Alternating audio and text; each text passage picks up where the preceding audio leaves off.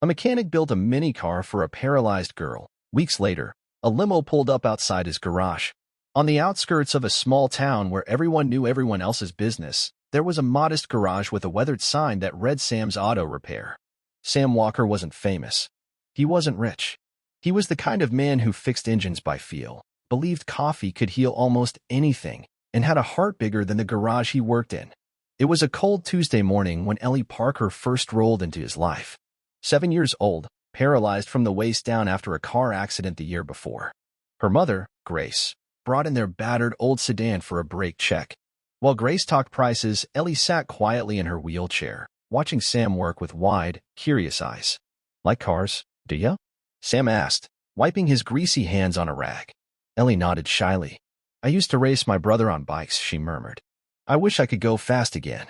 There was something about the way she said it, soft, hopeful, like a tiny flicker of light in a dark room, that lodged itself in Sam's chest and wouldn't leave. That night, after the garage closed, Sam couldn't sleep. He kept picturing those big blue eyes and that small, brave smile. So, he did what he knew best. He built. Over the next few weeks, in the dim hum of his workshop, Sam began assembling something special, a miniature car, electric-powered, with hand controls Ellie could manage. He scrounged parts from old scooters, golf carts, and abandoned lawnmowers. Painted it bright cherry red, with flame decals because, as he told himself, if you're gonna go fast, you gotta look the part. He didn't tell anyone, not even his buddy Frank at the diner, who could never keep a secret. It wasn't about attention. It was about a little girl who deserved to feel the wind in her hair again. Finally, one crisp Saturday morning, Sam invited Grace and Ellie to the garage under the pretense of a quick tune-up. When they arrived, Ellie's jaw dropped. There, parked under a hand-painted banner that read Ellie's Racer, sat the tiny car, gleaming in the sun. "It's for you, kid," Sam grinned. "No charge. But you gotta promise to smoke your brother in a race." Ellie's eyes filled with tears. "Really?" she whispered. "Really," Sam nodded. The town gathered as Ellie took her first ride. She laughed, a sound that was part joy, part freedom, and entirely unforgettable. Grace hugged Sam so hard he thought his ribs might crack. For a while, that was enough. But 3 weeks later, just as Sam was elbow-deep in a rusty transmission, a sleek black limo pulled up outside his garage. Out stepped a well-dressed man and a woman in designer sunglasses. Sam wiped his hands, cautious. Rich folks didn't usually venture this side of town. "Mr. Walker?" the man asked, extending a hand. "I'm James Whitmore. My wife and I are on the board of Wheels of Hope, a foundation that provides mobility solutions for disabled children.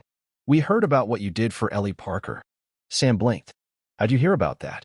"Small towns talk," the woman smiled. Turns out, someone had filmed Ellie's race. It went viral. Millions of views. Comments from around the world. People called Sam a hero, a miracle worker. He didn't even own a smartphone. James continued, "We'd like to fund a workshop for you. Build more cars, bikes, whatever these kids need. Full salary, staff, tools, the works. If you'll take it." Sam stood there, stunned, the weight of years of thankless work and lonely nights hitting him all at once. "But I'm just a mechanic."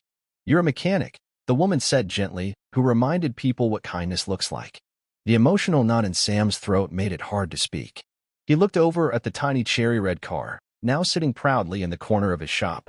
"Yeah," he said quietly. "Let's build some joy." From that day on, Sam's little garage became a place of magic. Custom wheelchairs that looked like rocket ships, scooters that played music, cars in every color imaginable. Kids came from towns over, from cities away, each leaving with a piece of Sam's stubborn hope.